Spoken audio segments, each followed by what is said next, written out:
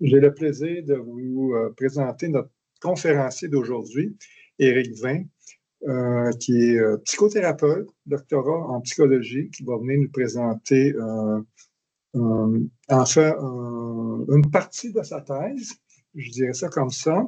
Et je dois quand même vous dire que j'ai eu le plaisir et l'honneur d'être sur le jury de sa thèse. Et puis, dans le fond, je vais le dire, c'est moi qui l'ai invité à me présenter le fruit de sa réflexion, je dirais. Et donc, c'est ça. Et ben, je vous souhaite une bonne conférence tout le monde. Puis, la parole est à vous. On prend les feuilles un petit peu.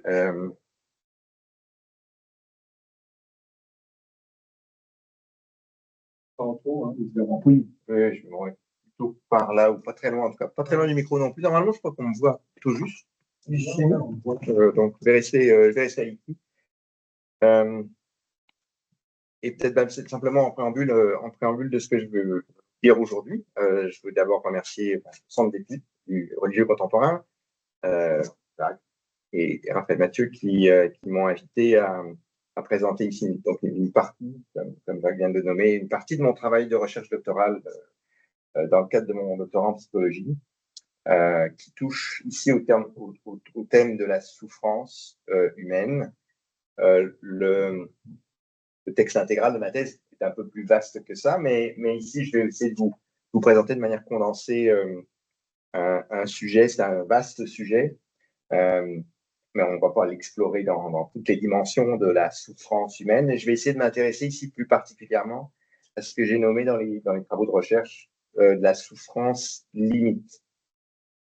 Et plus particulièrement la manière avec laquelle donc, la promesse chrétienne de communion, de vie éternelle, de rédemption ou encore de salut, et notamment dans ce qu'elles sont prises dans le sens élaboré à travers ce qu'on appelle évidemment la théologie de la croix, eh bien ça pourrait éventuellement nous aider à mieux y faire face.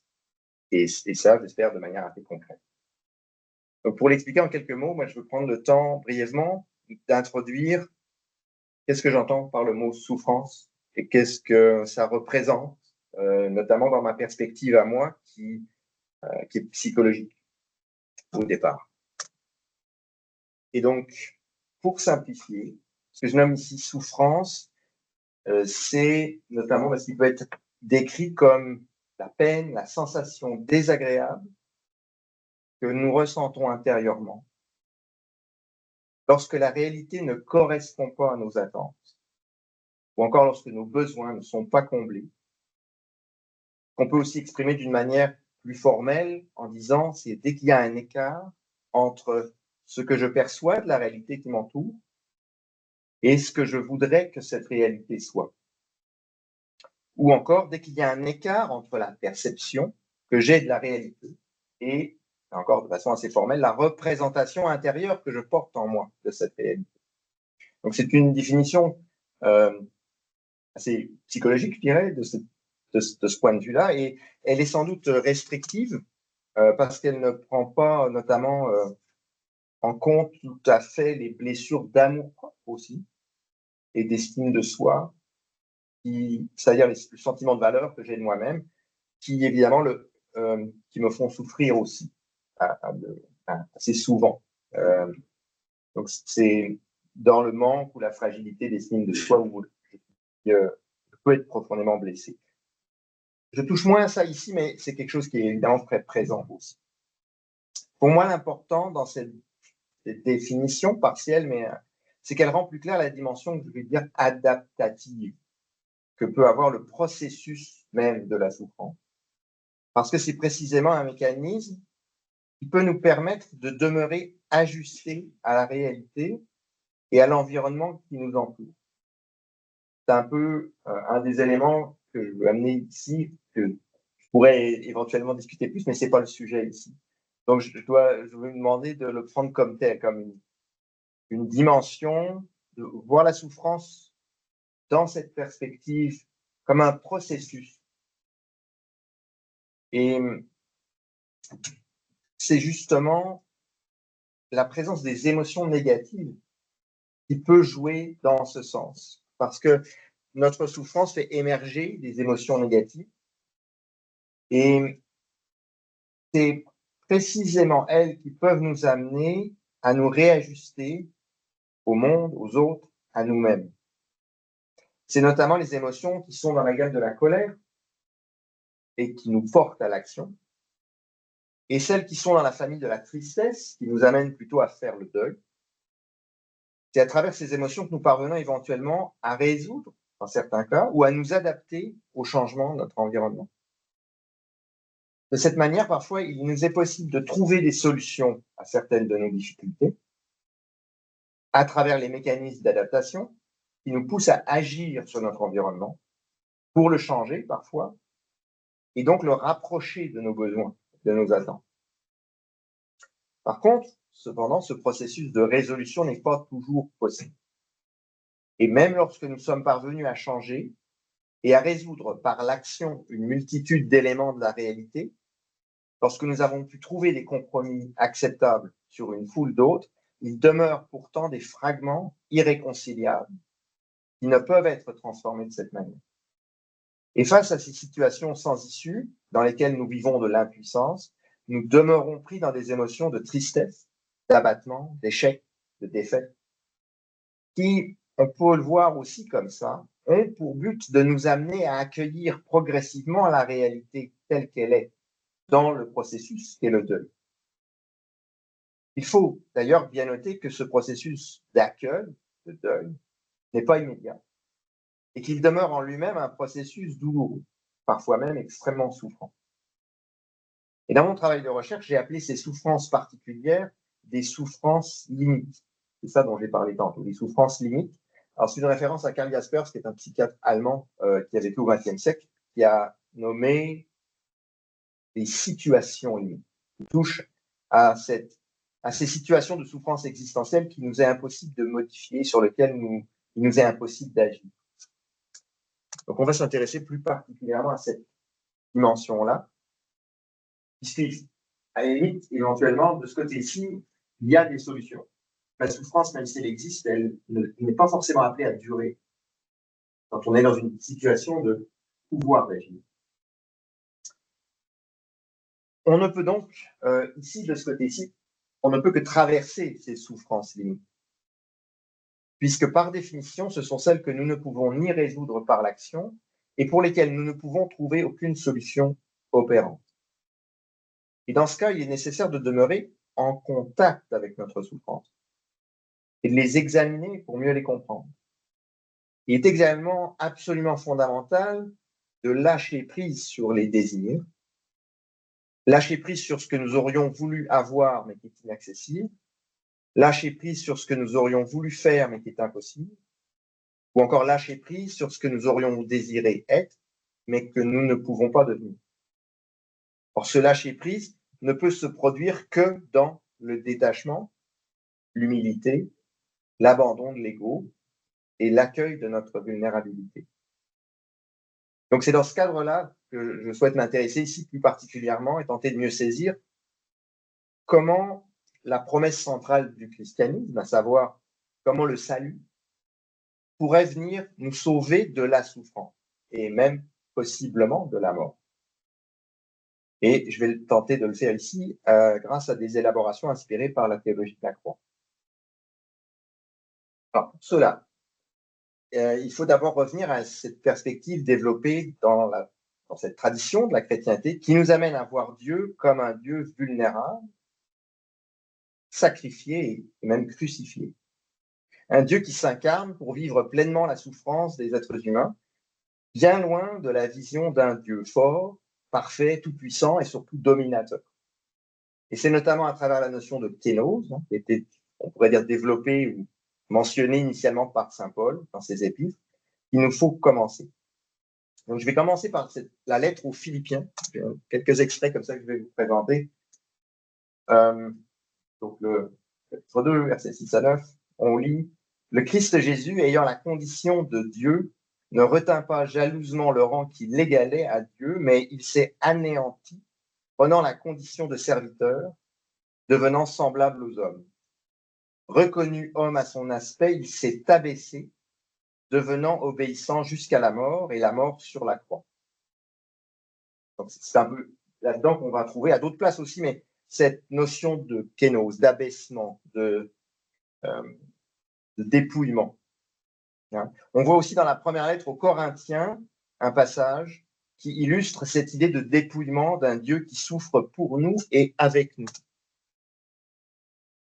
Quand saint Paul dit « Le langage de la croix est folie pour ceux qui vont vers leur perte, mais pour ceux qui vont vers leur salut, pour nous, il est puissance de Dieu. » Il a plu à Dieu de sauver les croyants par cette folie et la proclamation de l'Évangile, alors que les Juifs réclament des signes du Messie et que le monde grec recherche une sagesse. Nous proclamons un Messie crucifié, scandale pour les Juifs, folie pour les païens.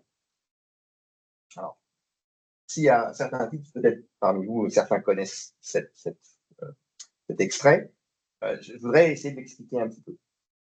Et pour résumer, parce que pas non plus le détailler en long en large, mais la vision développée ici par saint Paul, elle s'oppose donc à deux perspectives qui étaient très répandues dans le monde méditerranéen à l'époque de Jésus, et qui sont toutes les deux basées sur des visions, d'une certaine manière, je pourrais dire, exceptionnelles ou superlatives des dieux. Et du Dieu, en particulier des dieux juifs, mais pas seulement, parce que dans le monde grec, on n'a pas la même notion des dieux. Et la première de ces visions, elle est basée sur la perception qui était encore assez répandue dans la pensée juive de l'époque de Jésus d'un Dieu colérique et dominateur, nommé Yahvé, ou le tétragramme, l'ancien Dieu de l'orage et du tonnerre, qui était souvent représenté sous les traits d'un taureau. C'est ça que vous avez mis une image ici d'un veau d'or moderne, devenu le Dieu unique sous le règne du roi Josias, environ 600 ans avant Jésus-Christ. Et l'autre vision, qui est celle fréquemment rencontrée dans le monde grec, c'est celui de la perfection d'un cosmos, où l'incarnation d'un Dieu en un être humain est tout simplement inconcevable. Et l'une comme l'autre de ces visions repose sur une compréhension de la nature divine qui est vue comme prestigieuse, exceptionnelle et éminente, et souvent même dominatrice. Alors que saint Paul nous décrit une divinité associée à la déchéance d'un homme dont la mort infamante achève une vie insignifiante, faisant ainsi de l'humilité et de la vulnérabilité les signes les plus forts de la puissance divine. Donc il y a clairement, pour moi, ici une inversion. Et on pourrait facilement penser qu'il s'agit d'une innovation spécifiquement chrétienne, mais il faut noter que ce contre-pied peut être observé dans de multiples passages de la Bible hébraïque aussi. Ce qui nous permet du même coup de faire honneur à l'héritage juif qui précède Jésus et dans lequel ce dernier a été béni. Pour n'en citer que deux, on peut nommer le livre de Job, ainsi que le chant du serviteur souffrant, qui est dans Isaïe 52-53, deux textes qui illustrent le nécessaire dessaisissement qui précède le salut. Dans le premier, le livre de Job, nous voyons comment le protagoniste de ce mythe se trouve soumis à une épreuve qui l'oblige à passer d'une posture de juste, parfois à la limite de l'arrogance, à une position d'humilité totale et de repentance, comme dit le texte, sur la poussière et sur la cendre, lorsqu'il finit par faire la rencontre personnelle de son Dieu, ce qui le délivre du même coup de toutes ses souffrances. Dans le deuxième passage, qui est tiré du livre d'Isaïe, surnommé ou souvent nommé le chant du serviteur souffrant, nous contemplons le récit d'un serviteur qui se charge des fautes et des péchés des hommes, qui se voit rejeté, blâmé, battu et condamné. Et il devient le proverbial bouc émissaire, mais qui se voit alors par la même occasion sauvé et honoré, béni et récompensé par Dieu lui-même. Le passage ici qui dit « S'il offre sa vie en sacrifice expiatoire, il verra une postérité, il prolongera ses jours. Par lui s'accomplira la volonté du Seigneur.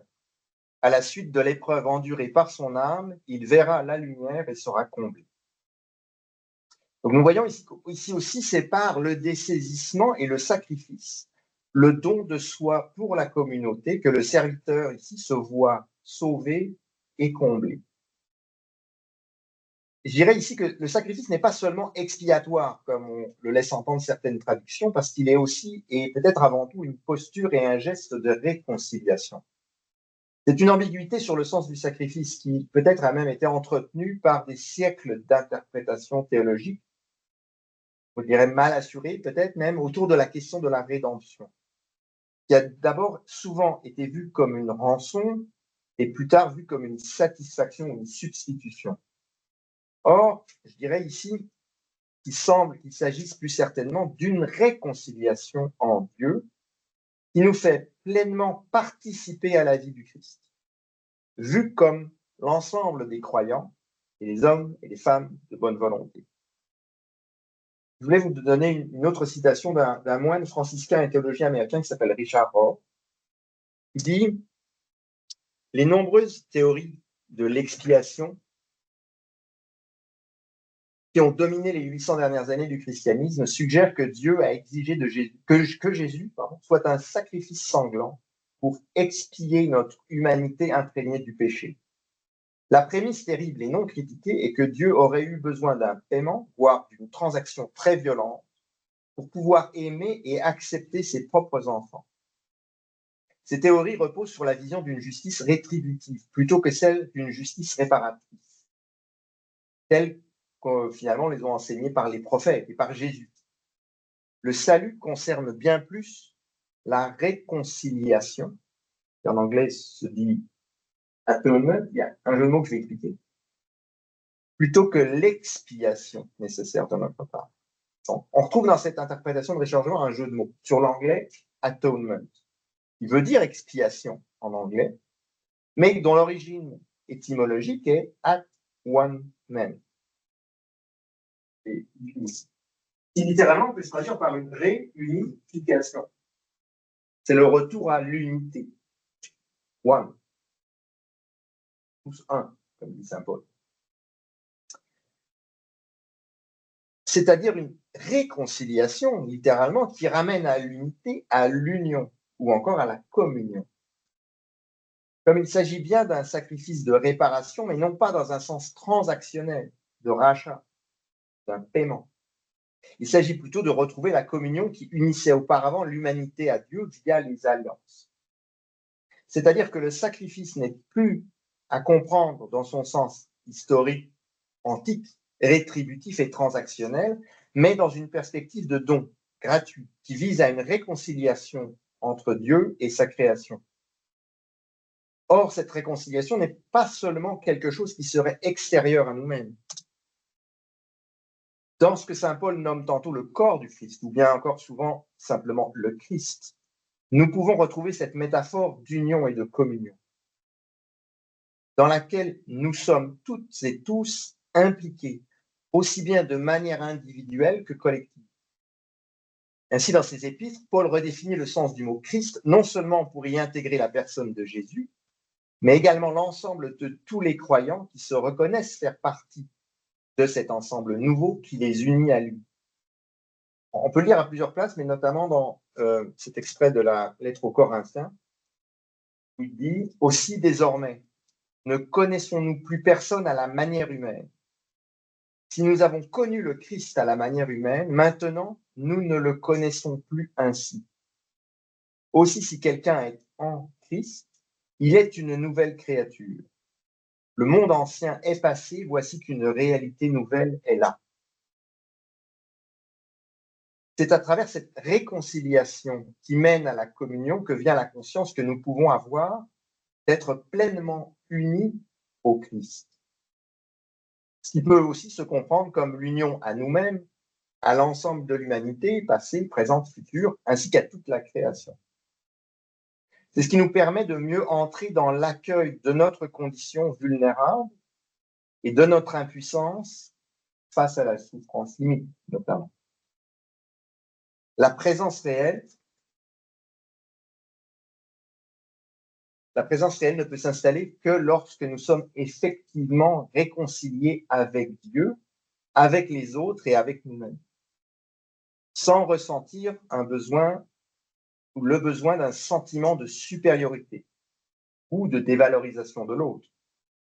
Car la conscience d'être en communion avec le Christ nous amène à réaliser que lorsque nous dévalorisons l'autre, quel qu'il soit, pour tenter de minimiser notre propre souffrance, c'est nous-mêmes que nous dévalorisons en même temps.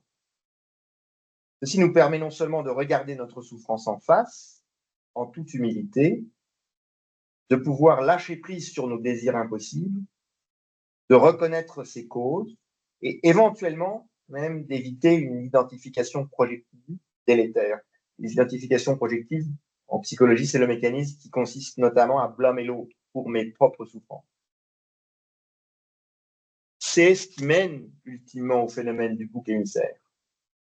Et donc ce processus de confrontation, finalement, il constitue la première étape pour mieux traverser ce que j'ai nommé la souffrance limite.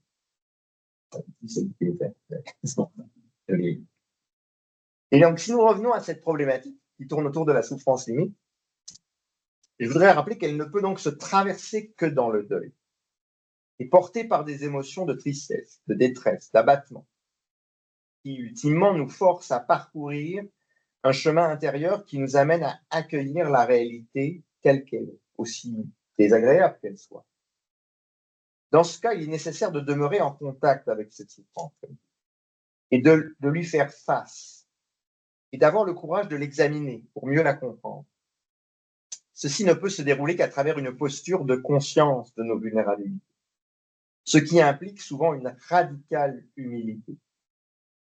Ce processus nécessite également un lâcher-prise. Et le lâcher-prise a lui aussi besoin de confiance et d'humilité pour s'installer. Or, le récit du Christ nous rappelle justement que la seule vraie puissance qui nous y mène est celle de l'amour, qui ouvre à l'humilité, à la vulnérabilité et à la conscience que nous sommes tous unis en Christ.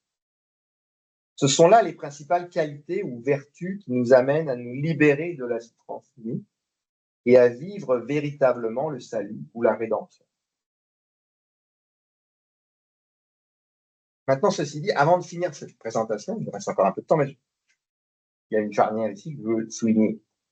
Il faut aussi considérer le rôle spécifique que peut avoir la souffrance en lien avec cette communion et avec la participation à la vie même de Dieu. La rédemption et le salut ne peuvent être vraiment compris et atteints que dans leur dimension communielle. Ce que j'appelle communielle, je vais l'expliquer un peu après, c'est-à-dire conjointement à la réconciliation dont nous sommes les dépositaires. Je vais citer encore le moine franciscain Richard Rohr, qui dit « Je suis convaincu que Dieu sauve l'histoire, Dieu sauve l'humanité, Dieu sauve le tout, et non pas simplement des parties. Une des grandes et mauvaises interprétations de la Bible consiste à croire que Dieu sauve les individus indépendamment les uns des autres. » Je trouve qu'à bien y réfléchir, cette conclusion est effectivement la seule qui semble véritablement cohérente. Étant donné que la notion même de Christ ne prend vraiment tout son sens que dans une perspective collective et communautaire, c'est-à-dire communienne, il devient alors inévitable que la rédemption et le salut soient eux aussi marqués de la même empreinte. Le Christ étant mort pour nos péchés, pour nous sauver, la promesse chrétienne de libération de la souffrance ne peut se traduire seulement dans une vérité individuelle. Ce que d'ailleurs chacun de nous peut réaliser quotidiennement en observant que la souffrance individuelle demeure, malgré la révélation chrétienne. Ceci implique la présence d'un Dieu qui souffre non seulement comme nous, mais donc aussi avec nous. Et de plus, ça signifie également que ce Dieu souffre en nous et que nous souffrons en lui. Ainsi donc, et peut-être est-ce équivalent, que tous les autres êtres humains ayant vécu, vivant et à vivre souffrent en nous et nous en eux. Cette conscience nous permet alors éventuellement de saisir et même de sentir que nous ne sommes jamais seuls tout à fait lorsque nous souffrons. Et qu'il nous est possible de vivre cette souffrance en communion avec l'ensemble de l'humanité, possiblement même avec la création tout entière.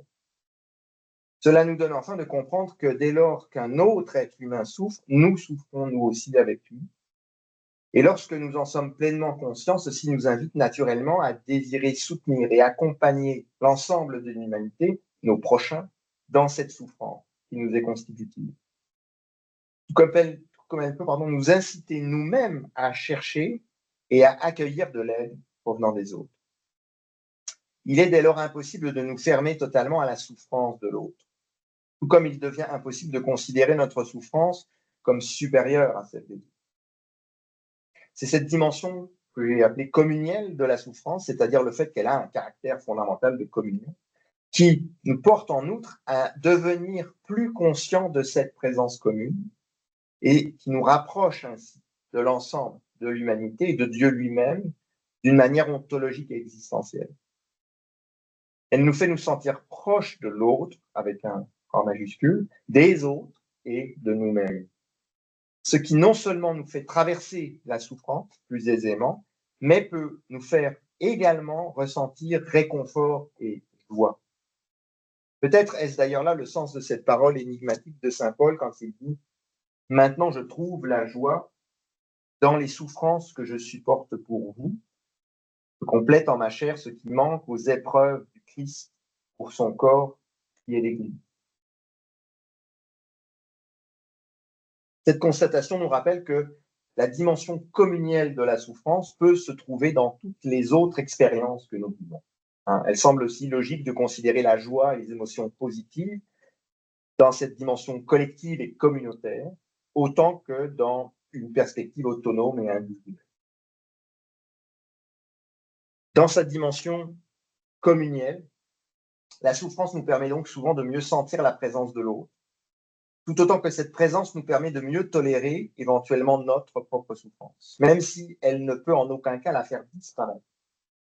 Comme nous l'avons posé initialement, la souffrance, elle naît de l'écart entre cette perception de la réalité que j'ai et la représentation intérieure que j'en ai.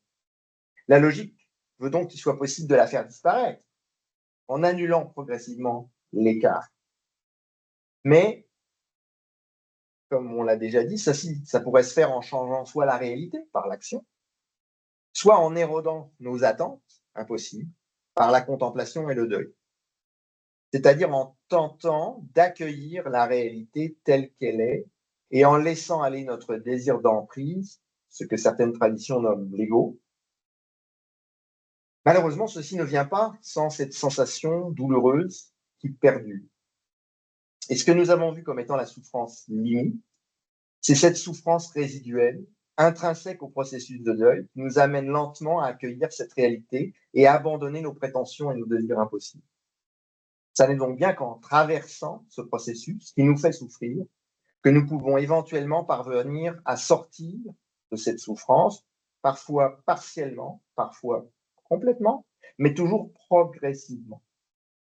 La dimension communielle de l'existence, elle nous permet de mieux endurer et éventuellement de mieux vivre cette traversée. Et même si le processus demeure en lui-même douloureux, nous avons cette possibilité précieuse de ne pas avoir à le vivre seul, mais de pouvoir le vivre accompagné de la présence de l'autre. Je vous citais ici Paul Claudel, qui est un fervent catholique poète français du XXe siècle. Il formulait ça à sa manière en évoquant la question du mal, la question du sens de la souffrance, qui nous a guidés jusqu'ici, et qui disait « Dieu n'est pas venu supprimer la souffrance, il n'est même pas venu l'expliquer, mais il est venu l'habiter de sa présence. Il n'est pas venu pour détruire la croix, mais pour s'étendre dessus. De tous les privilèges spécifiques à l'humanité, c'est celui-là que Dieu a choisi pour lui-même. » Je dirais qu'on identifie peut-être un peu mieux maintenant avec ceci l'ajout de sens survenu lorsque nous passons du récit du Premier Testament à celui des Évangiles. Alors que Dieu se montrait déjà présent pour nous accompagner dans nos souffrances, Jésus, à ce moment-là, Dieu incarné, souffre lui-même en sa chair jusqu'à en mourir pour mieux faire sentir à l'humanité entière qu'il n'est pas seulement spectateur, mais qu'il partage avec nous nos malheurs et nos peines. Devenant pleinement Christ, littéralement celui qui a reçu l'onction, il donne l'exemple pour que nous devenions ainsi pleinement présents les uns aux autres dans les souffrances que tous et toutes nous traversons tout au long de notre vie, pour que nous devenions toutes et tous pleinement Christ, nous aussi. Son exemple nous autorise à penser que la transformation de la souffrance en grâce est possible, mais qu'elle ne peut passer que par ce même dessaisissement et cette conscience de faire partie d'un tout plus grand que nous, un ensemble qui nous a précédés, nous succédera et auquel nous aurons participé à notre manière, selon nos moyens et selon les dons que nous avons reçus. Selon la perspective chrétienne annoncée par la théologie de la croix, c'est donc précisément parce que Dieu s'est donné volontairement à souffrir pour nous, avec nous et en nous, qu'il ouvre à notre conscience cette dimension communielle et universelle de l'existence. Et c'est précisément parce qu'elle possède une dimension communielle que la souffrance peut favoriser cette prise de conscience de notre communion au reste du monde. Cette communion nous donne alors à son tour de traverser la souffrance sans être jamais tout à fait seul et éventuellement de lui donner un sens qui peut nous dépasser. Bien sûr, ceci pourrait paraître peu parce que cela ne vient aucunement supprimer notre souffrance. Mais en même temps, je dirais que cela est précieux puisque nous avons vu que malheureusement, c'est tout ce qui peut être fait dans les situations de souffrance. Il s'agit tout simplement de la seule manière que nous avons de pouvoir affronter cette souffrance, de la traverser, de l'examiner, de l'interroger et éventuellement de la transformer en grâce pour progressivement faire en sorte qu'elle cesse de nous dominer et de nous écraser et pour finalement, possiblement, y trouver un sens. D'une certaine façon, c'est ainsi que nous pourrons peut-être nous dire comblés, comme l'est le serviteur souffrant et comme Job lui-même ici, est consolé à l'issue de son deuil et de la traversée de sa souffrance. Pour finir, en reprenant l'exemple de Jésus, que les interprétations qu'en a faites Paul et toute la tradition à sa suite, on pourrait dire qu'il faudrait ainsi parvenir à donner sa vie en cadeau, plutôt qu'en rançon, que de la laisser en rançon. Et pour cela, le chemin décrit par les métaphores bibliques nous invite à nous réconcilier avec Dieu, à lâcher prise, à nous abandonner en Dieu dans la confiance et à sentir que nous faisons partie d'un tout plus grand que nous, de voir que nous y sommes profondément reliés, tout autant dans l'espace que dans le temps.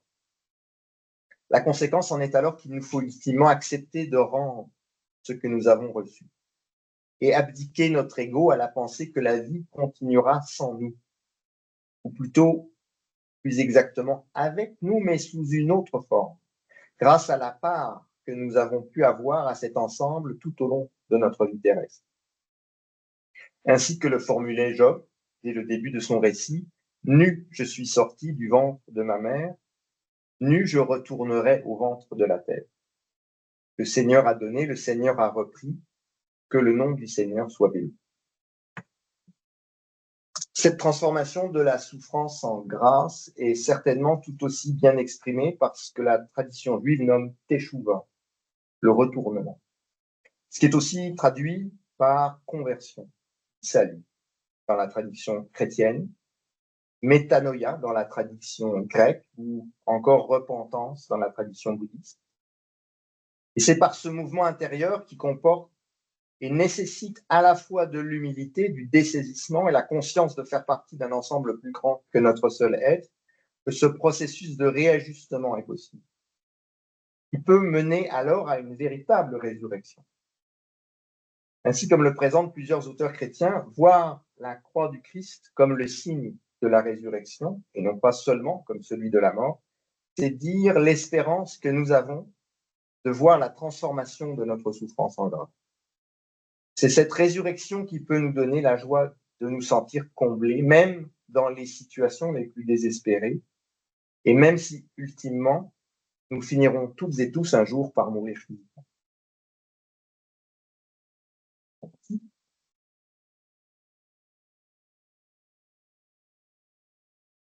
Voilà. J'ai terminé la présentation. Je ne sais pas si je vais...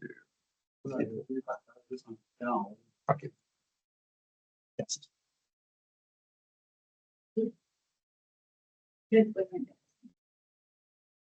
J'ai laissé aussi ici l'affichage avec les personnes qui sont connectées. Je vois qu'il y a 8 participants.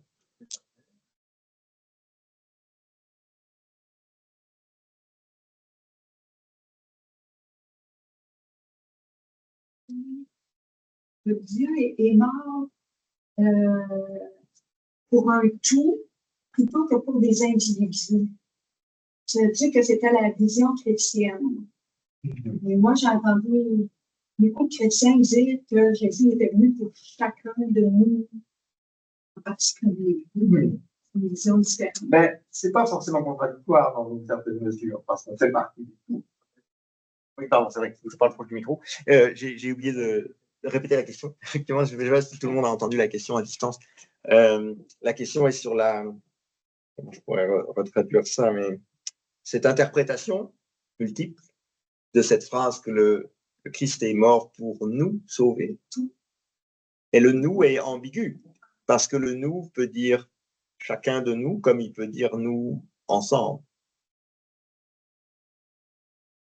Dans l'interprétation, on a certainement souvent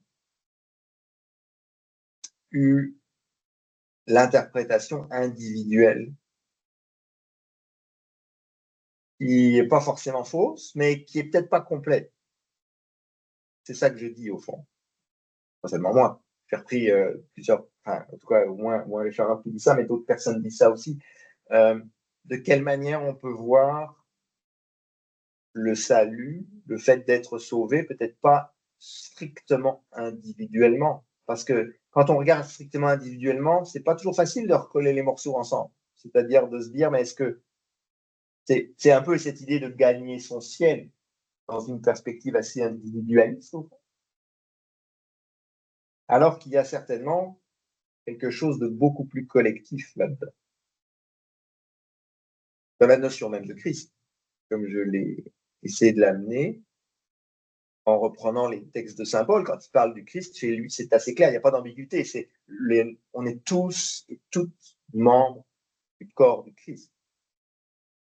On est tous unis en Christ, tous un en Christ.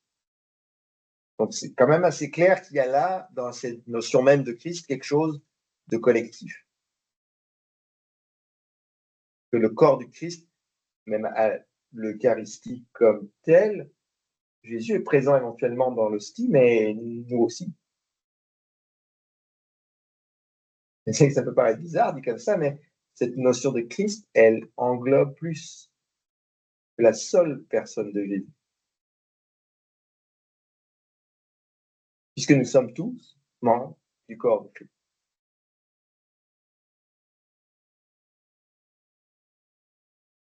Je comprends que ce soit peut-être un peu difficile à prendre comme tel.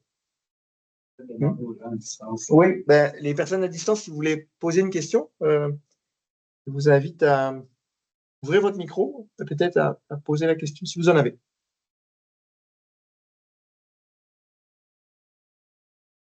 Pour commenter, je ne sais pas. Oui, pas. Alors, je passe la parole à quelqu'un dans la salle. Merci beaucoup pour la belle présentation.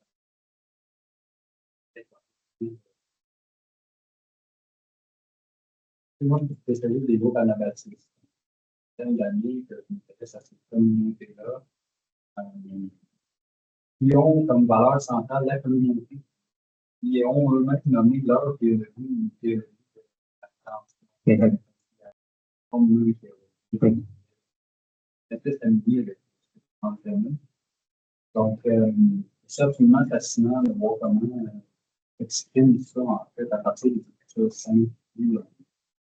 Ça, c'est pour le commentaire. Pour les questions, est-ce que tu verrais dans la figure de Jonas aussi une figure de la kénose?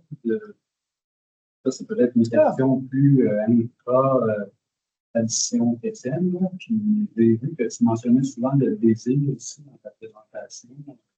À ce moment-là, est-ce que tu dirais que le bouddhisme et le christianisme sont peut-être pas si éloignés que ça, étant donné que le bouddhisme essaie de prendre place. D'ailleurs, c'est pour ça que je vous ai mis un rond. C'était tout à fait bouddhiste.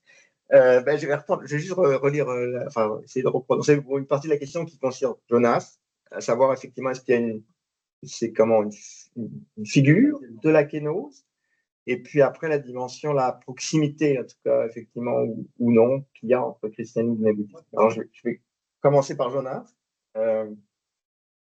C'est bien parce que c'est pas un livre trop long. Dans le corpus biblique, je le connais, je m'en souviens. C'est pas une question piège. Et de fait, genre, en tout cas, et le désir, c'est vrai, il y a la question du désir aussi entre les deux. Et je pourrais faire le lien parce que dans le parcours, Jonas a un cheminement,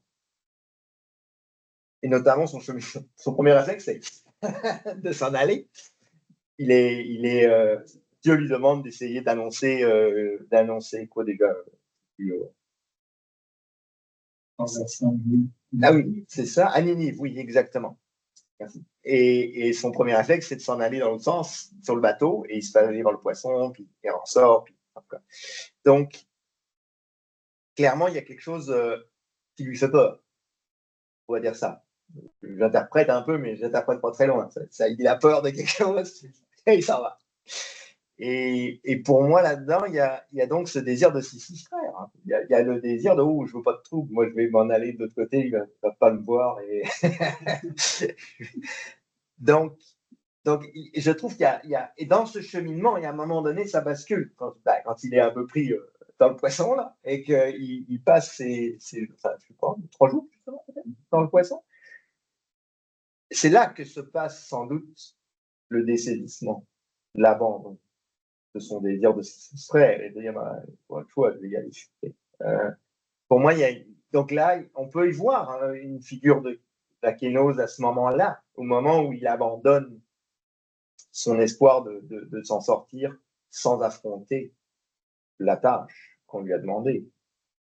Parce que j'ai montré les émotions, j'ai montré la colère plutôt dans le présent, mais la peur est une émotion qui est aussi une émotion d'action, qui cherche à me permettre d'éviter une souffrance future. Donc ça se tient aussi dans ce sens-là. Et à un moment donné, quand j'ai pas le choix, c'est plutôt l'écœurement, la nausée, le côté, la paresse qui sort et plutôt dans l'impuissance que je vis face à une souffrance. Donc c'est là où il faut, dans la situation où je ne peux pas me soustraire à la souffrance, qu'elle soit au présent, qu'elle soit à venir, pas la seule avenue qui se présente à moi, c'est d'appliquer, donc j'aime bien en anglais le mot surrender your ego, quelque chose qui est de cet ordre-là, de me rendre justement à la volonté divine, on pourrait dire, mais dans une perspective plus psychologique, ça a à voir avec accueillir la réalité comme elle est. Donc ça c'est plutôt pour Jonas, pour le désir. Et effectivement, hein, par ailleurs, donc c'est peut-être moins présent dans ce que j'ai présenté, c'est un filigrane ici, même si je ne suis pas moi-même en spécialiste du bouddhisme, je m'y suis intéressé dans le cadre de ma thèse, un petit chapitre qui parle de ça, une petite partie, mais oui, c'est pour ça que j'ai présenté ce symbole rond là. Je peux peut-être le remettre rapidement.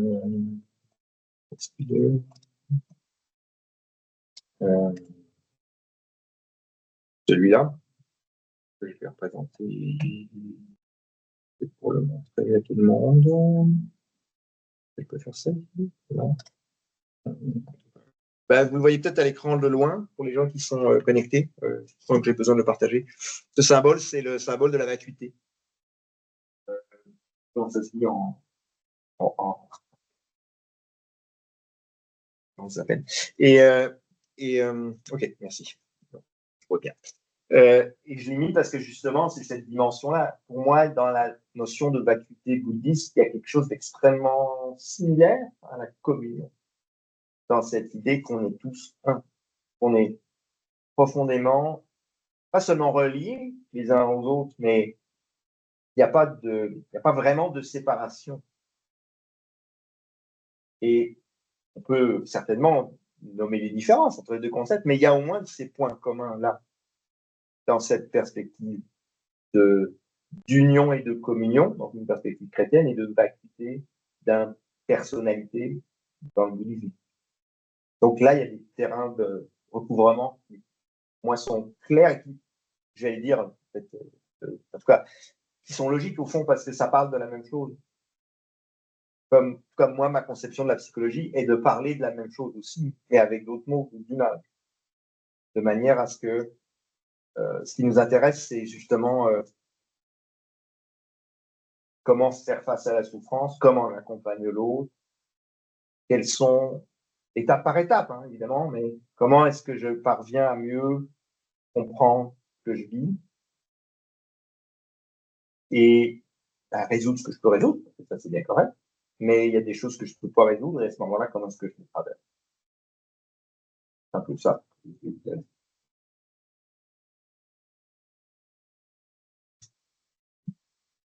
Oui. Une réflexion. Je suis moins habitué à la théorie, du concept, c'est moins mon monde. La souffrance, le monde pour ça. Je cherchais comme des exemples de gens qui assument leur souffrance dans le sens qui a été développé. Je pensais aux saints qui sont connus par l'Église, des fois, des comportements ça me dépasse, ça m'étonne. Peut-être avec cet éclairage-là, peut-être que je comprends mieux que ces personnes-là ont pu vivre. On ne s'entend pas laisser, c'est laisser. Oui, il y en a d'autres. Hein. Oui. Réflexion. J'adhère à cette vision-là. Je pense qu'il y a quelque chose là, mais c'est difficile à transcrire ou à rendre compte de ce cheminement, parce que même parfois, c'est pas toujours clair. Pour personne, c'est super clair. Mais je trouve, par exemple, si je reprends encore l'exemple avec le Bouddha et Saint François d'Assise, il y a un parcours parallèle à un certain degré d'une enfance dorée et d'une espèce de basculement vers la pauvreté et une prise de conscience radicale de la communion. Et je dirais qu'il y a quelque chose là qui est un chemin très personnel, hein, que chacun doit faire à sa vitesse, à sa manière, que certains ne font pas. Et c'est mystérieux, c'est ça le mystère de la communion aussi. C'est-à-dire que c'est pas nous qui en avons les manettes, au fond. Et c'est là où la souffrance a un rôle à jouer, c'est que bien souvent, c'est cette souffrance qui nous ouvre à ça. C'est malheureux peut-être, mais en même temps, c'est une grâce. On souhaiterait à personne, mais dont on peut être reconnaissant nous-mêmes d'avoir vécu pour en être arrivé là. Et c'est ça tout le paradoxe. Non.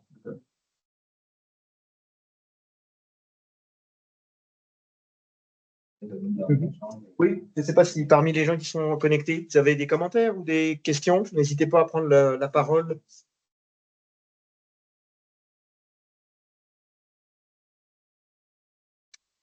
Parce qu'on n'entend personne. Tous les micros sont coupés. Donc, soit si vous voulez, vous pouvez aussi le taper dans les. Merci pour le petit. Mais si vous voulez taper dans les commentaires ou dans la conversation, c'est possible aussi.